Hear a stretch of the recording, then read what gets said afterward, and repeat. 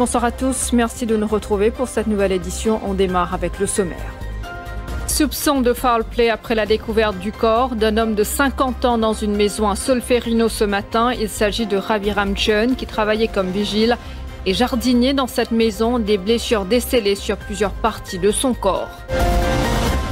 Le corps de Rajesh Kotik, repêché ce mercredi par la NCG à Bénarès. Il avait disparu en mer en tentant de porter secours à un homme en difficulté.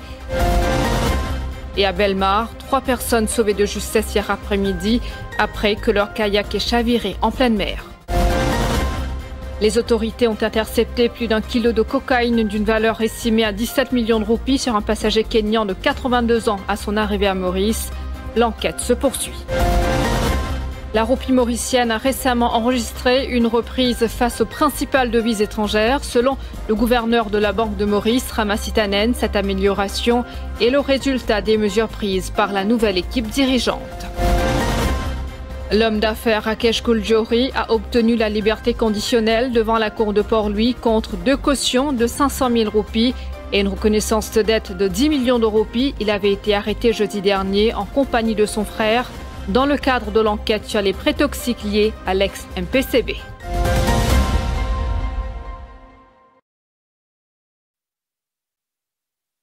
Je vous le disais au sommaire, le corps de Ravi Ramchun a été retrouvé ce matin dans une maison de Solferino Vacqua. Cet habitant de la localité travaillait comme homme à tout faire dans cette maison. L'autopsie réalisée par le chef médico-légal, le Dr Sudesh Kumar Gangadine, a conclu un décès causé par de multiples blessures à la tête, confirmant ainsi la thèse du meurtre anéanti.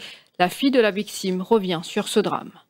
Tonton dit moi que comme quand papa est décédé, mais lui quand j'ai un téléphone ni grand matin mais du moment que tu restes là, il dit comme il a un petit problème. Ensemble tout j'ai un petit problème il arrivé. Il dit Ravi décédé, mais tout j'ai dit comment il dit de quand il est pas prendre du pain, il pas prendre. Normalement quand je me demande sommeil, les mots sont comme blessés, sont comme ça. Mais quand nous a get figure avant l'autopsie ici, je dis bien tout c'est ce qui me comprend. Coupé partout, ce tendon coupé, ici partout, la tête, plein de sang, il fait l'épaisseur sur la tête, sur les pieds, comme les gens ont boblé, tout, plein de sur les pieds, tout extra, bien beaucoup. Non, il n'y a pas de problème avec personne, il n'y a pas de problème. Au fait, là-bas, ce qui est une côte, moi, il racontait, je donnais la case. 5 mois, il toussait, il faisait crépir à la casa, c'est pas, il faisait monter le bout, c'est pas peine ça, c'est du dernier travail là. Puisque 5 ans, il restait là-bas, puisque 5 ans. Mais il y a venu seulement la dernière fois, je trouve, il est venu en octobre. Après ça, comme mon téléphone, il dit à moi, ce portable cassé. Mais c'est moi, comme sonner, portable là, sonner. Aussi à la une ce soir, le corps de Rakesh Kotik a été repêché dans le lagon de Bénarès ce mercredi matin. Cet aide-maçon âgé de 38 ans a disparu en mer alors qu'il tentait de porter secours à Nabil Sogui, un enseignant de 39 ans. Ce dernier s'était retrouvé en difficulté hier dans le lagon de Bénarès. Les recherches ont été menées par la National Coast Guard et le Police Helicopter Squadron. Pendant ce temps, dans le lagon de Bellemare, une situation de danger a été évitée de justesse. 3 habitants de quartier militaire ont été sauvés après que leur kayak a chaviré et ils se sont retrouvés à l'eau. Il s'agit d'un homme et de 2 femmes qui ont été secourus par des volontaires. Ils ont ensuite été pris en charge par la National Coast Guard. 2 d'entre eux ont été admis à l'hôpital de Flac. Leur état de santé est jugé stable. 17 millions de roupies de cocaïne saisies sur un passager kényan de 82 ans à l'aéroport de Plaisance lundi. L'octogénaire a été interpellé par les officiers de la section anti-narcotique des douanes de la MRE alors qu'il quittait le Green Channel. Le pot rose a été découvert après la vérification des bagages du passager. Les officiers ont trouvé 2 classeurs noirs qui ont été passés au scanner. Des anomalies ont été révélées. Les classeurs ont été ouverts et 4 colis ont été récupérés. Une poudre suspectée d'être de la cocaïne, soit plus d'1 kilo, a été saisie. Un premier test a confirmé la présence de la cocaïne et le chien renifleur KN 9 plutôt Honey, dépêché sur les lieux, a réagi positivement. Les colis ont été scellés et un exercice de livraison contrôlée a été lancé. L'enquête est en cours. Pandu Kantaya n'a pas survécu à ses blessures. Cet homme de 80 ans a été percuté par une voiture aux petites heures à Brisé-Verdière alors qu'il traversait la route sur un passage piéton, grièvement blessé. La victime a été transportée à l'hôpital Sadj de Flac par le personnel du SAMU où il a rendu l'âme ce matin. Le conducteur, un sub-inspecteur de police âgé de 61 ans, a été présenté devant le tribunal de Flac cet après-midi sous une accusation provisoire d'homicide involontaire. Il a obtenu la liberté conditionnelle. Un peu plus d'un mois après une agression à Flic-en-Flac le 5 janvier dernier, Luberte Beauzieux, 36 ans, père de 5 enfants, porte de lourdes séquelles. Attaqué par des bandits armés de machettes, il souffre de profondes lacérations aux mains. Son état est jugé grave par son médecin qui lui a accordé 3 mois d'arrêt maladie et recommandé des aides sociales après avoir été soumis à un board médical début février. Il déplore le rejet de sa demande de pension d'invalidité et appelle le gouvernement à revoir sa décision. Mon fini met bandi moun qui me quitte la mer là dans van. Moi pas connais qui n'a résoudre la mer, qui situation passée la mer, qui problème qui n'arrive la mer. Mais un seul coup moi tout une équipe du monde il prend une sable, il agresse moi, il crame mon transport, il bat moi, il coupe moi et dans mon petit monde qui n'arrive, moi pas une explication qui n'arrive, qui me dit la mer on demandé qui me demande un état difficile. Moi j'ai 5 enfants, mais moi je suis capable de combattre avec mes 5 enfants à l'état qui m'a été là. Mais mon petit public, moi, si tu es capable d'aider-moi dans une situation comme moi, à cause qui me donne un état difficile. Moi, j'ai un enfant à l'école, moi j'ai une fille de 17 ans, un garçon 15 ans, une fille 14 ans, avec moi un 10 ans, un 8 ans. Moi, je passe devant une bonne médicale, Rosil, qui docteur, il prend mon papier, il me dit, pas pour capable recevoir moi, fait besoin, docteur qui nous paye moi là, fait besoin, tiers à bande d'affaires là dans mon main pour tout mon opération, pour être capable de moi une portion. Et moi, je retourne à l'hôpital, je cause avec mon docteur me dit moi, il n'est pas capable de tirer ça dans mon main parce que ça passe là qui peut tirer dans mon main parce que c'est qui peut faire prothèse moi pour faire mon main revenir un peu stable. Il y a même moment d'enfant dans l'école peine à manger dans le sac. Il y a en voiture moment d'enfant nous dormi nous boire du lait sucre mon gars 32 au pied avec une madame on a acheté du pain mon faire moment d'enfant moi un petit peu là boire du lait sucre dormi mais tout le monde c'est un moment difficile mais mon a saisi me pleurer mon guetter me dire bon Dieu si tu es capable, trouver une solution pour moi. À cause de mon enfant, fais-moi, comment dire, rétablir, me dire la main, pour me capable de combattre mon 5 enfants et mon madame. Je dis au gouvernement, si tu es capable, guette-moi là, faire mon portion là, plus vite possible, pour me capable de débattre avec mon enfant. Parce que mon enfant et mon madame, et me dit mon public, me dit mon gouvernement, si tu es capable de venir rendre une visite, plus vite possible, guette-moi l'état qui m'a été, guette la situation qui m'a été. L'avocat Ramavalaiden annonce qu'il va envoyer un rapport au Premier ministre ainsi qu'au Deputy Prime Minister concernant la mort de Sahil Persane en janvier 2022.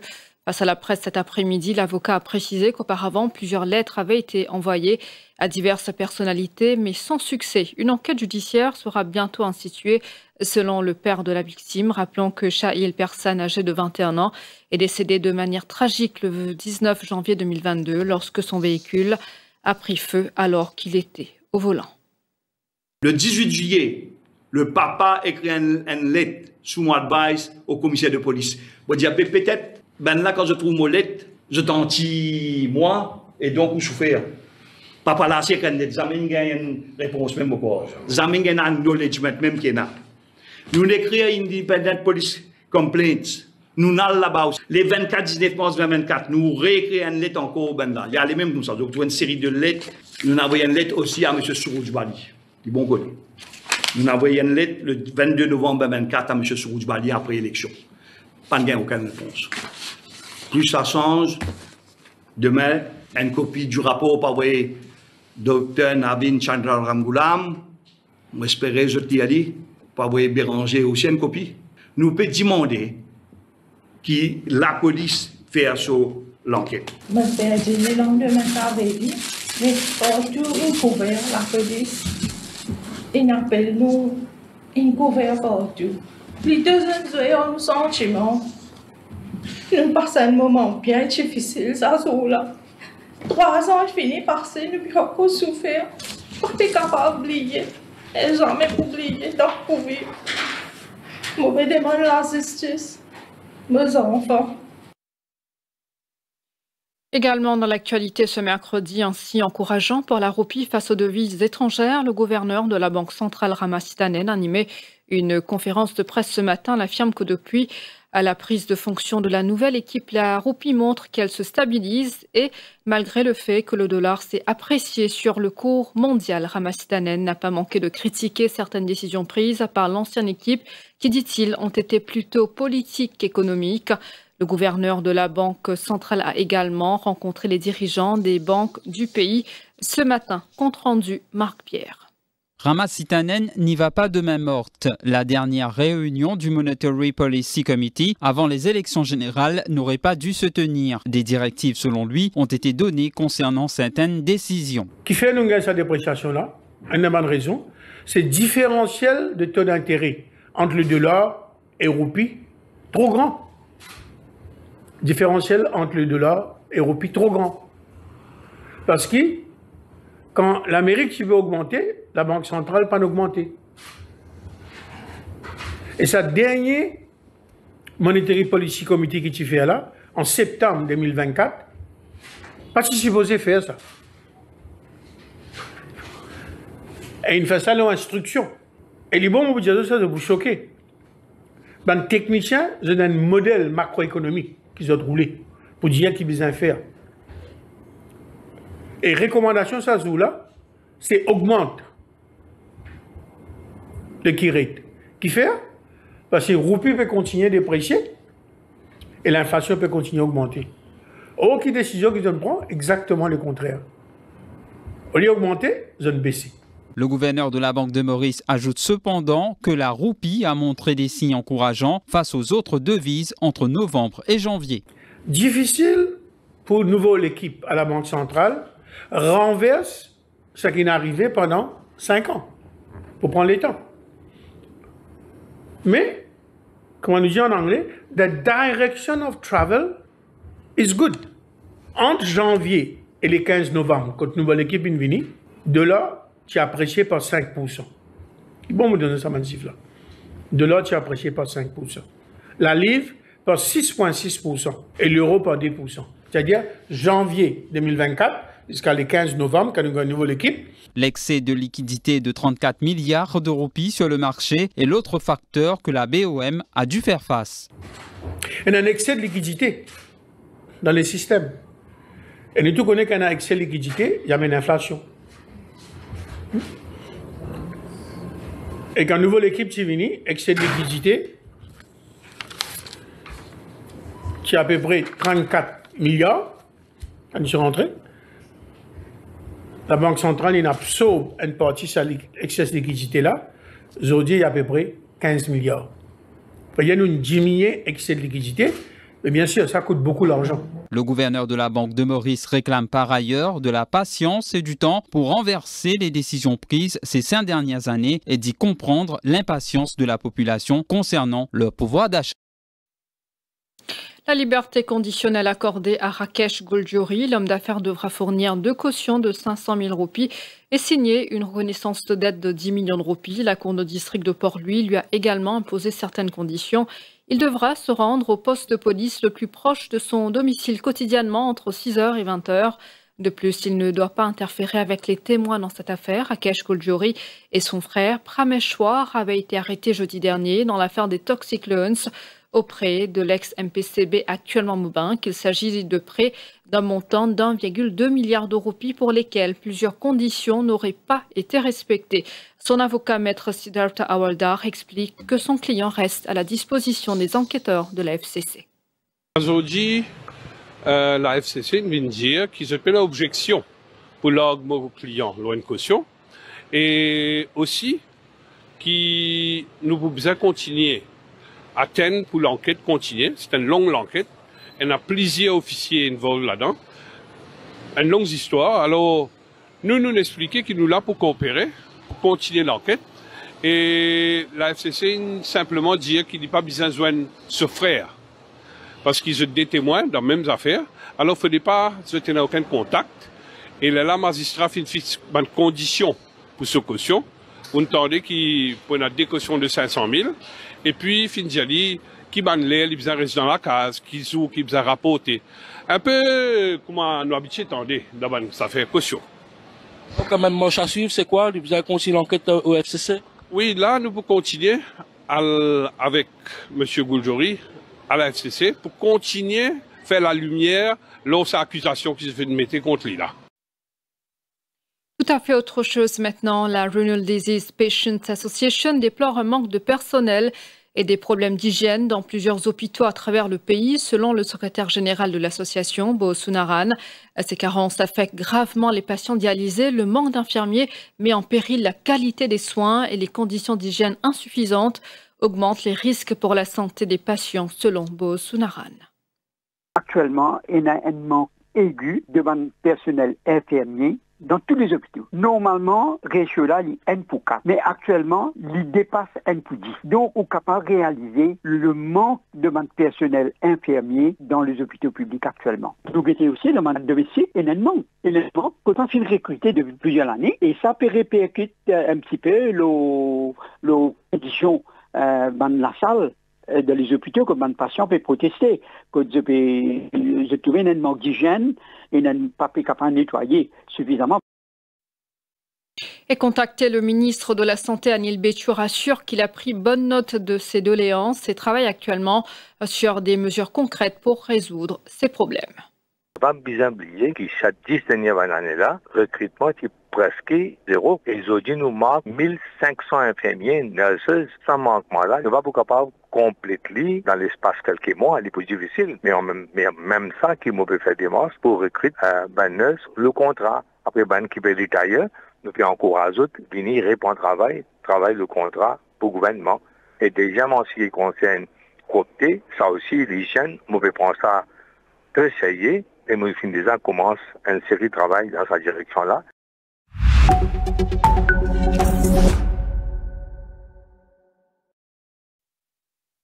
Dans le cas international, le roi Abdallah II de Jordanie dit être prêt à recevoir 2000 enfants gravement malades de Gaza lors de sa rencontre à Washington avec Donald Trump qui voudrait que le royaume hachémite avec l'Égypte accueille l'essentiel des habitants du territoire palestinien. Reportage de l'AFP. It's an honor to have King Abdullah with us. He's been a friend of mine for a long time, actually, long before even my first term. Think about the U.S. taking over the Gaza Strip. Do you want to see the U.S. own the Gaza Strip? Well, one of the things that we can do right away is take 2,000 children that are either cancer children or in a very ill state to Jordan as quickly as possible, and then wait for, I think, the Egyptians to present their plan on how we can work with the president to work on the Gaza challenges. Take it under what authority? It is sovereign territory. Under the U.S. authority. And Mr. President, would you seek to personally develop property in Gaza after this happens? No, I've had a great career in real estate. When you've done what I've done, you can just do more good for people when you're president. I think the point is how do we make this work in a way that is good for everybody? Right. Obviously, we have to look at the best interests of the United States, of the people in the region, especially to my people of Jordan, and we're going to have some interest. Les menaces de Trump sont floues, irréalistes et pas sérieuses, déclare Ismaël Seada, qui, comme beaucoup d'autres habitants de Gaza, refuse la proposition du président des États-Unis, prévoyant notamment un contrôle américain de la bande de Gaza. Voyez plus tôt.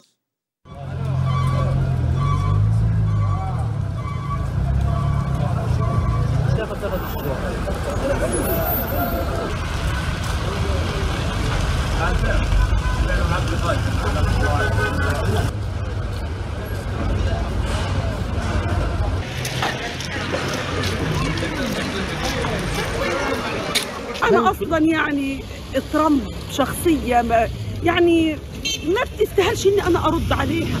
يعني ترامب مين هو اللي أنا أرد عليه ولا أستنضف إني أنا أرد عليه.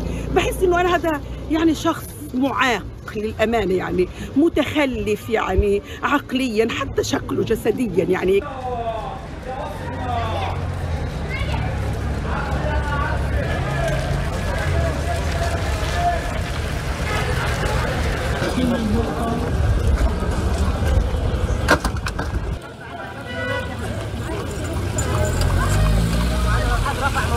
والله بعد 15 شهر من الحرب اللي عشناها، كل الدعم الدولي للجيش الإسرائيلي وهو بحارب فينا ما قدرش يطلعنا من هالبلاد، مش حيقدر ترامب، وتهديداته غير واضحة وغير حقيقية غير جدية. ليش هجرنا؟ احنا ما بنتهجرش ولا بنقلع من جذورنا. اللي بده يطلع برا هو حر، اللي بده يضل هو حر، اما بالقوة لا، اللي بده يطلع حر. طبعا الله سهل عليه، بدوش بيضل ارضه، وين بده يروح؟ انا دوري حرقت ونهبت وسلبت وباقيين اخر ورضينا ورجعنا نعيش على الخيام من اول وجديد على الصفيح وعلى الصفيح وغطينا الصفيح ورضينا فيه، مقابل ايش؟ مقابل انه ما نسيبش هذا الوطن، لانه هذا الوطن باذن الله تعالى سنعمره.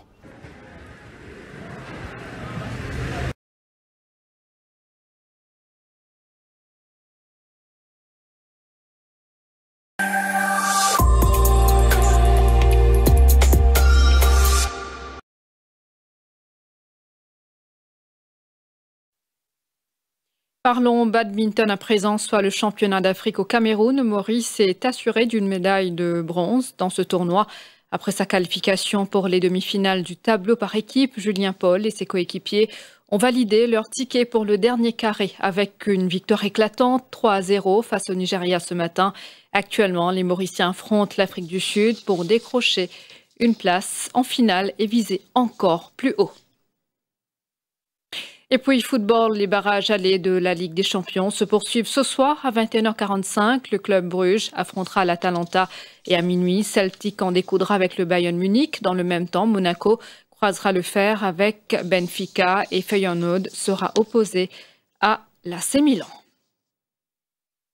À nous agir, nouvelle émission hebdomadaire qui sera animée par Mervyn Beaton d'une durée d'1h30. Elle sera diffusée tous les jeudis entre 12h30 et 14h. Cette émission sera une plateforme pour tous les Mauriciens qui seront appelés à jouer un maillon important afin de régler des problèmes qui affectent nos quotidiens. Ainsi, À nous agir sera bâti à partir de vidéos qui seront envoyées par des membres du public avec des images qui démontrent un problème et qui reste non résolu malgré maintes appels aux autorités concernées. Pour la grande première, ce jeudi, le problème de distribution d'eau a été retenu comme thème central. Les vidéos illustrant la nature du problème seront diffusées. La cause et des solutions potentielles feront aussi l'objet de débats. Retrouvez ainsi Mervyn Beaton et ses invités, dont le ministre de l'Énergie et des Services publics, Patrick Assir-Baden, à partir de 12h30 ce jeudi 13 février. Si vous souhaitez que certains problèmes en particulier soient soulevés dans cette émission, envoyez une vidéo pour vos commentaires pour expliquer de quoi il s'agit sur le service WhatsApp d'À nous agir sur le 5 250 49 84 pour intervenir en direct durant l'émission. Appelez au 211 77 46. On se retrouve après cette pause.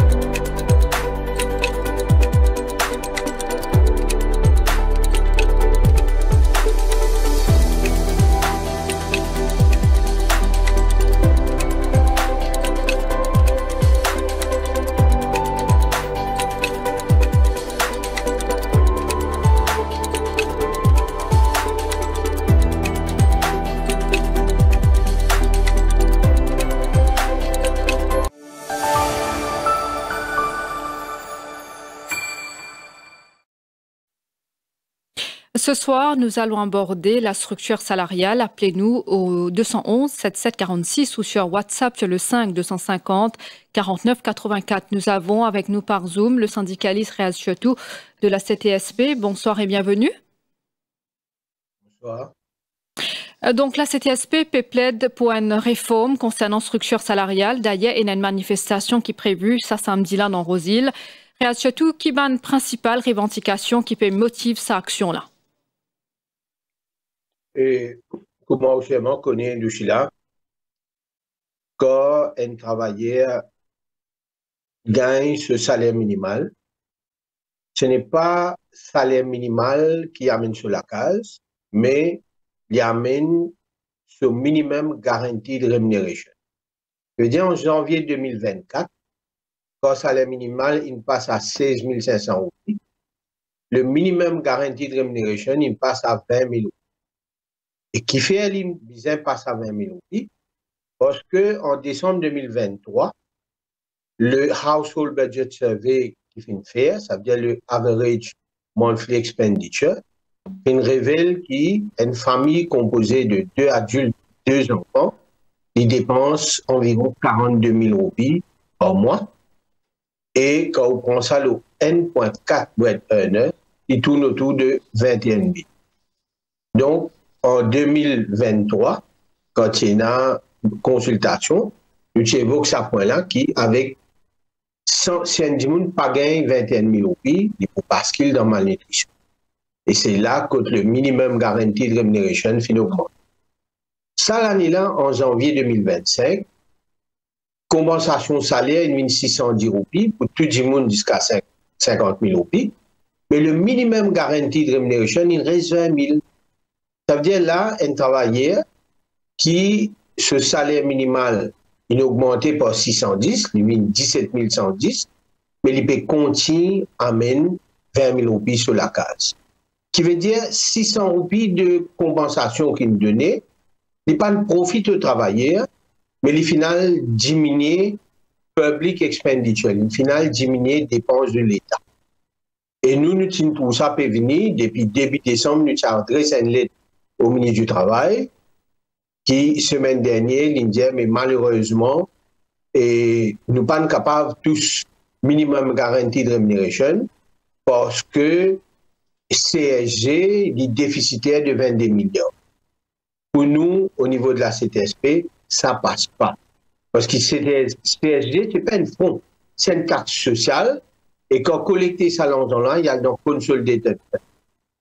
Donc, c'est une dépense de l'État qu'on peut donner à malheureux un support pour y arriver à 20 000 roupies, et tu as 20 610. Donc, pour nous, à partir de janvier 2025, 75% travailleurs dans le pays peuvent subir un gel de salaire. Et il y a pourtant qui m'a travaillé, connaît, comprend, je te réagir, parce que la majorité des travailleurs, je ne pense qu'on trouve ça. Ce n'est que vers février, la fin février, que je gagne, CSG pour le mois de janvier. Donc, nous avons un choix. Nous avons appelé une manifestation pacifique samedi. Rendez-vous 1h que le bureau CTSP à Rosehill, hier bas à Rosehill, pour nous capables de faire un nous là. Et les bons faire ressortir qui, ça l'année-là, pas fini la consultation tripartite. Il dit ça, non, nous qui peut donner 610, nous expectons que ce gouvernement, s'il y a sur l'intention qu'on n'a pas augmenté le minimum garanti de rémunération, au moins tu fais un minimum de consultation pour trouver une solution régulière. Donc, nous ne sommes pas capables, nous passons dans une campagne électorale pour toile de fond, il fait la cherté de la vie, l'inflation, l'évaluation au PIB, et, comment dire, pas magique, nous trouvons justement man travailleurs, je paye vers un gel de salaire. Donc, nous, faisons rendre une manifestation, et bien sûr, il faut continuer, parce que nous pouvons vivre un appauvrissement de la classe ouvrière, surtout au bas de l'échelle. Et moi, j'ai envie de faire un aparté. C'est un petit peu l'histoire qui se répète. En 2005, avec Ramastanen comme ministre des Finances, même l'affaire est arrivée. À l'époque, l'étudiant un squelette de placard. et salaire lesquels tu peux frapper full compensation, l'ici 4500, l'INBESA, il fait lui 2500, parce qu'il paye dans un problème. Mais tout de suite après, dans le budget, nous trouvons qu'il baisse income tax pour les très riches de 22,5%, fait 15%, et corporate tax aussi baissé. Donc là, nous payons parfait qui, c'est la même stratégie ultralibérale qui peut être appliquée, parce qu'il y a une campagne qui peut faire, qui dit une campagne mensongère, parce que CSG n'a pas un fonds, CSG c'est une taxe, l'argent sorti dans Consolidated Fund pour payer travailler, et bien l'année qui est passée, Consolidated Fund, il connaît une croissance d'environ 10% par l'année, parce que l'inflation faut, le peuple souffrir, mais l'État gagne plus en termes de taxes. Donc, au moins, tu as besoin d'une considération pour ceux au bas de l'échelle. Très bien. Et surtout, qui ban l'impact ou espérer obtenir en termes de ban résultats concrets et qui ban changement immédiat aux piatanes des autorités ou même des ban employeurs?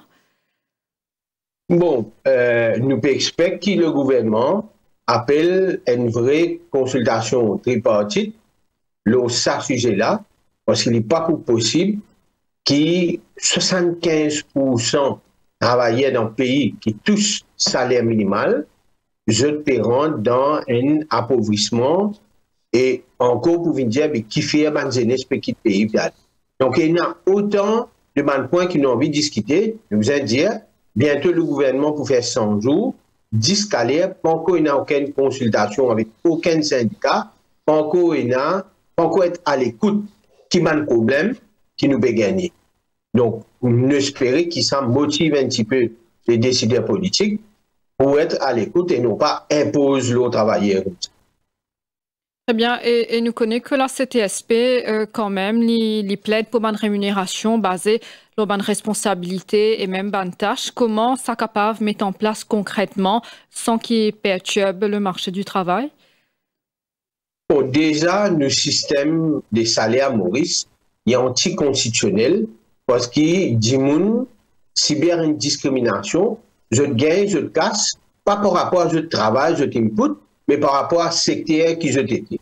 Ou gagne un opérateur boiler dans l'usine Zone France, ou un même opérateur qui dans le secteur manufacturier, ça travaillait dans Zone France, il coûte ce salaire des fois moins. Et ça, n'est pas en ligne avec ce qu'on appelle UN SDGs, qui le point numéro 8, Living Cause 17 work. Il n'est pas capable de dire qu'il peut donner un travail décent quand discrimination fait le bas secteur qu'il peut travailler. Donc, pour moi, dans Workers' Attack depuis 2019, nous avons besoin de faire une catégorisation pays du monde par code de métier et non pas par secteur individuel. Donc, nous espérons qu'il y a un débat là, parce que souvent, des fois, je travaille dans le secteur privé, je suis victime un petit peu de ma décision qui marginalise. Je me donne l'exemple. La compensation 610 est supposément payable jusqu'à 50 000 roupies, mais un fonctionnaire, je pour tout ça, 610 roupies là, qui fait. Parce qu'il rapport au PRB, il peut prendre avec l'effet rétroactif jusqu'à janvier 2025. Donc, PRB, avant de faire sa recommandation, il fait un rétablissement, il peut de corrélativité en différents grades. Donc, si un gens qui paye tous moins que 50 000, tous 610, automatiquement, tout le monde là-haut, vous bien rétablir sa corrélativité. Donc, travailler au secteur privé, pas pour tous les, mais travailler au secteur public, pour tous ceux qui nous content, hein. Il nous dit, parce que 50 000, ce n'est pas un bel salaire. Donc, besoin d'un débat, besoin d'une discussion. Il ne faut pas que dans la campagne électorale, nous avons une qualité considération. Après l'élection, il y a une autre considération. Donc, personne ne peut pas empêcher les gens de penser pour dire quand un politicien est dans l'opposition, il y a une vision. Et quand il est dans le gouvernement, il y a une télévision. C'est ce qui nous peut trouver là. Et surtout dans un contexte que le chômage, il reste quand même un problème. Comment assurer qu'il y a une réforme salaire qui pas contribuer à l'augmentation du chômage? nous avons un problème de chômage dans Maurice. D'ailleurs, il y a un problème de pénurie de main-d'œuvre. De main-d'œuvre qualifiée, parce qu'il nous pas fini une politique qui vraiment aller vers les jeunes ou d'autres formations. Et si ça finit faire, nous finissons une structure qui finit remplace donne ça les jeunes là une opportunité, finit décourage. Je vais donner un exemple. Les jeunes qui passent sous le IEP, soi-disant pour gagner une expérience, pendant 5 ans, je finis tous 10 000 roupies. 10 000 roupies et qu'après 5 ans, je contrat finit arrêté, je n'ai pas fini un sou de compensation non. Et tout ça drôle qui va dans un petit pays puis aller, une politique de l'emploi qui n'a pas attiré les jeunes mauriciens, mais plus ouvert la porte pour gagner plus de travailleurs étrangers. Parce que quand le patron emploie un travailleur étranger, automatiquement, ça coûte 10% moins cher. Et moi, de nous, comment ça? Ce patron-là n'a pas besoin de contribuer dans le PIODF pour un travailleur étranger qui fait 4,5% de rémunération, il tombe à peu près 7%. Un travailleur étranger, la collectif pas appliqué pour lui, parce que quand le ministère du Travail il vête ce contrat, il vête ça le salaire qui prescrit. Le ministère n'a pas demandé à l'entreprise de nous salaire réel qui pratiquait dans l'entreprise. Donc, si dans l'accord collectif, ça travailleur étranger là pas bénéficier de ça. Donc, la demande pour travailleurs étrangers peut exploser pour venir dire qu'il y a un chômage, c'est un mensonge. Très bien. Mais selon vous, Riyad Chatou, qui vous pensez une mesure spécifique bien amenée pour intégrer plus de jeunes au marché du travail et en piste, enfin, pour qu'ils se parlent des hauts, qui bien faire concrètement? Bien simple, ou bien capable d'ouvrir une formation, je vais donner l'exemple, il y a 55% madame dans Maurice qui pas travaillent. Ou à la côté avec nous dans l'Afrique du Sud, l'Oman Santé Construction, un opérateur, 3 quarts, c'est madame. À Maurice, c'est une macho culture. Et en plus de ça, c'est que les autorités pourront prendre compte de Bobcat ou soit n'importe quelle machine, ou bien un private car sur licence, qui coûte au minimum 20 000 roupies pour payer auto-école du salaire. Résultat, il y a un potentiel parmi madame, je n'ai pas capable d'intégrer un secteur construction qui peut recruter. On a un jeune maintenant, aujourd'hui, qui là, après 3 crédits ou pour capable rentrer dans l'université, mais quand ça un jeune là vient sur le marché du travail, les types bizarres, responsabilité de l'État, donne ça un jeune là formation et insister là où ça compagnie là qui bizarre recrute. À Maurice, le IEP, le Youth Empowerment Programme, il vient le Youth Exploitation Programme. Donc, on décourage ça manzelle là. Bizarre regarde tout le système de fond en comble qui s'agit là, vraiment, il sentit en confiance et quand il gagne sur l'expérience, la compagnie pas mettre l'idée, on est prendre le dimoun, tout ça, étendre ce contrat. Donc, nous avons une série de propositions, d'ailleurs, qui nous finissent soumettre au ministre du Travail. Là, nous pouvons attendre qui nous gagne une réunion pour nous discuter ça. Et à Maurice, nous donnons une démarche qui, comment dire, beaucoup d'entreprises, je peux faire the competitive edge de ce business, faire à travers la surexploitation de la main-d'œuvre étrangère. Donc, si ça travailleur mauricien là, il disposer comme puis travaille aux mêmes conditions que travailleur étranger, les là prendre. Ou sinon, il besoin à retirer la vie ailleurs. Et ce n'est pas un secret qui fait le secteur informel à Maurice, il peut continuer à grandir, il arrive à peu près 220 000 dimoun. Beaucoup de jeunes, nous travailleurs, je préfère aller dans le secteur informel, faire importation, vendre, faire marketing le TikTok, plutôt que je rentre dans une entreprise où je viens de l'avenir. Et qui dans le secteur pensez qui besoin investir davantage dans la formation pour attirer l'emploi? Oui, non, le secteur de la construction, c'est baromètre nous l'économie. Donc, ça, c'est un secteur qui peut continuer à grandir parce qu'aujourd'hui, avec le niveau de vie qui peut augmenter, beaucoup de gens pour casser la case, régranger, et il y a un potentiel dedans, ou il y a aussi dans le secteur financier. Il n'est pas possible, je dis, qu'avant que nous, les jeunes, finissent l'étude, il y a des gens qui sont sortis depuis Luxembourg, peuvent venir recruter pour aller. Et qui fait une entreprise mauricienne, je n'ai pas capable de faire pareil, je te fais un package pour ça maintenant reste dans le pays. Donc, comment dire, the will pour ça maintenant rester, il n'est pas vraiment là. Je préfère gagner ce qu'on appelle un cheap intellectual labor, depuis DO, depuis l'EN, parce que c'est un gens qui l'a disposé pour travail, n'importe qui joue, n'importe qui l'est. On a aussi un nouveau créneau. À Maurice, nous importons 86% de nos alimentations. Si on passe à Singapour, par exemple, les jeunes encouragés pour investir dans smart agriculture et je gagne un support de l'État pendant plusieurs années. Et même je produit qui je produis, je tenais une garantie à travers un système parapublic pour faire marketing, pour transformer ce produit. À Maurice, nous payons sa volonté-là, autant que ça existe dans la campagne électorale, après l'élection, elle ne change. Riyad Chatou, merci beaucoup pour l'intervention avec nous ce soir. Merci pour nous l'occasion au niveau de CTSP pour exprimer. Merci. Et voilà, c'est ainsi qu'achève cette édition. Merci infiniment de votre fidélité. Je vous souhaite de passer une très bonne soirée.